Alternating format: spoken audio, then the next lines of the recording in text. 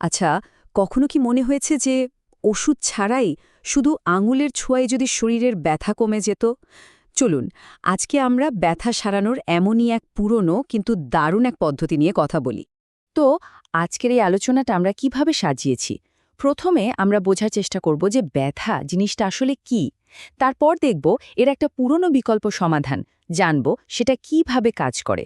এরপর শিখব এটা নিজে নিজে কিভাবে করা যায়, আর সবশেষে এর ফলাফল আর কিছু জরুরি বিষয় নিয়েও কথা বলবো। তো চলুন শুরু করা যাক প্রথম ভাগ দিয়ে। ব্যথা একটা অনুভূতি। এখানে আমরা ব্যথার যে দুটো আলাদা রূপ আছে সেটা বোঝার চেষ্টা করব। আচ্ছা, ব্যথা এত কষ্ট দেয় কেন বলুন তো? মানে আমরা তো স্বাদ, গন্ধ বা স্পর্শের মতো অনুভূতির কথা জানি, কিন্তু ব্যথা ব্যথা এমন একটা অনুভূতি যেটা আমাদের প্রায়ই একেবারে কাবু করে ফেলে। একটা মজার ব্যাপার কি জানেন, ব্যথার কিন্তু দুটো আলাদা দিক আছে। একদিকে ব্যথা আমাদের শরীরের জন্য একটা ওয়ার্নিং সিগন্যালের মতো কাজ করে, মানে কোথাও কোনো সমস্যা হলে ব্যথা আমাদের জানান দেয়। কিন্তু অন্যদিকে এই একই ব্যথা যখন কোনো কারণ ছাড়াই লম্বা সময় ধরে থেকে যায়, তখন সেটাই হয়ে ওঠে একটা বিরাট যন্ত্রণার কারণ।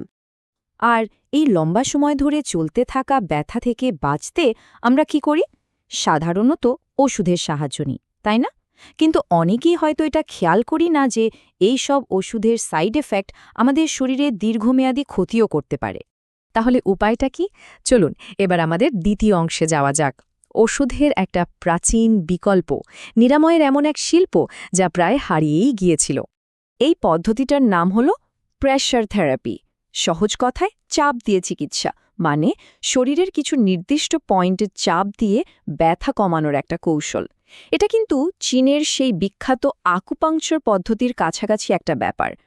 আর ভাববেন না যে এটা কোনো নতুন কিছু। চীনে হাজার হাজার বছর ধরে কিন্তু এই চিকিৎসা পদ্ধতির ব্যবহার হয়ে আসছে। সবচেয়ে ইন্টারেস্টিং ব্যাপার হলো, পশ্চিমের বিজ্ঞানীরা কিন্তু প্রথমে এই পদ্ধতিটাকে একদমই পাত্তা দেননি, বলা যায় একরকম হেসেই উড়িয়ে দিয়েছিলেন। কিন্তু পরে যখন এর কার্যকারিতা দেখলেন, তখন তারা রীতিমতো অবাক। যা একসময় অসম্ভব বলে মনে হয়েছিল, সেটাই সত্যি বলে প্রমাণিত হলো। আচ্ছা, তাহলে এখন প্রশ্ন হলো, এই পদ্ধতিটা কাজ করে কিভাবে? চলুন আমাদের তৃতীয় অংশে ঠিক এই বিষয়টাই জেনে নেওয়া যাক। শরীরের প্রেশার পয়েন্টের পেছনের বিজ্ঞানটা আসলে কি? ব্যাপারটা আসলে বেশ সহজ। আমাদের শরীরে এমন কিছু বিশেষ পয়েন্ট বা বিন্দু আছে যেগুলো শরীরের বিভিন্ন অঙ্গের সাথে যুক্ত। যখন এই পয়েন্টগুলোতে হালকা করে মাসাজ বা চাপ দেওয়া হয়, তখন সেই নির্দিষ্ট অঙ্গের ব্যথা কমে যায়। এখন মনে হতে পারে এই বিন্দুগুলো না জানি কত বড়। শুনলে অবাক হবেন, এগুলোর সাইজ মাত্র আধা স্কোয়ার মিলিমিটারের মতো। ভাবা যায় কতটা ছোট। কিন্তু এই ছোট্ট বিন্দুগুলোই কিন্তু আমাদের শরীরে একটা বড় সড় প্রভাব ফেলতে পারে। খুবই ছোট, তাই না? কিন্তু এত ছোট হলে খুঁজে পাওয়া কি কঠিন? একদমই না। কারণ এই পয়েন্টগুলো খুব সেন্সিটিভ হয়, আর চারপাশের মাসল বা পেশি থেকে এগুলোর অনুভূতিও একেবারে আলাদা। একবার ঠিকঠাক চিনে ফেলতে পারলে আর ভুল হওয়ার চান্সই থাকে না। তো এতক্ষণ তো থিওরি শুনলাম, এবার চলুন সবচেয়ে কাজের অংশে আসা যাক, আমাদের চতুর্থ ভাগ, নিজে করুন। মানে কিভাবে নিজেই প্রেশার থেরাপি অ্যাপ্লাই করা যায় তার একটা সহজ গাইড। প্রসেসটা কিন্তু খুবই সোজা। প্রথমে সঠিক পয়েন্টটা খুঁজে বের করতে হবে।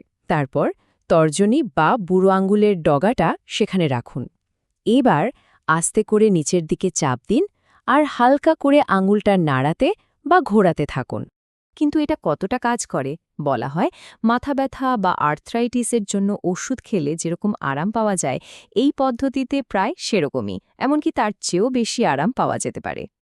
তো আমরা প্রায় শেষের দিকে চলে এসেছি। আমাদের শেষ অংশ, ফলাফল আর কিছু জরুরি কথা। মানে এই পদ্ধতি থেকে ঠিক কি আশা করা যেতে পারে সেটা পরিষ্কারভাবে বোঝা দরকার। এখানে একটা কথা কিন্তু মাথায় রাখতে হবে, ওষুধের মতোই এই থেরাপিও সবার শরীরে একভাবে কাজ করে না। প্রত্যেকের শারীরিক আর মানসিক অবস্থার উপর এর এফেক্ট নির্ভর করে। যেমন কারো ব্যথা হয়তো কয়েক মিনিটেই কমে যেতে পারে, কারো কয়েক ঘন্টা লাগতে পারে, আবার কারো ক্ষেত্রে এই আরামটা কয়েক দিন পর্যন্ত থাকতে পারে। আর শুধু যে ব্যথা সারে তাই নয়, এর আরও কিছু পোটেনশিয়াল বেনিফিটও আছে। যেমন এটা ডিপ্রেশন কমাতে আর ইনসোমনিয়া বা ঘুমের সমস্যার সমাধানেও হেল্প করতে পারে। আর সবচেয়ে বড় সুবিধাটা কি জানেন?